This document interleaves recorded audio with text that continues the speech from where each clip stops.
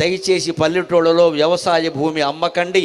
ఎప్పుడైనా మనకి దిక్కదే, ఎప్పుడైనా మనకి దిక్కదే. ఎన్ని సమస్తం ఉద్యోగాలు పోయినా, వ్యాపారాలు పోయినా, తెలివితేటలు నాశనమైనా, ఏమైనా 2 ఎకరాల భూమి ఉంటే భార్యాభర్త అక్కడే చిన్న పాకేసుకుని ఆ పక్కన తోటకూర గోంగూర పండించుకుని తిని బతకచ్చమ్మా. వ్యవసాయం చాలా గొప్పది, వ్యవసాయం చాలా గొప్పది. రైతే రాజు కావాలి, దేశానికి రైతే రాజు కావాలి ఖచ్చితంగా.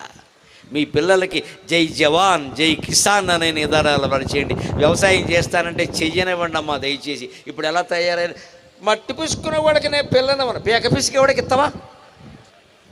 ఏం మట్టి పిసుకునేవాడు అంతకంటే భ్రష్టుడా? పేక పిసికేవాడికి ఇస్తారండి. మట్టి పిసికేవాడికి పిల్లన, మట్టి పిసికేవాడు ఏం పాపం చేశాడండి? వారు ఎవరికి పీక పిసకలేదే.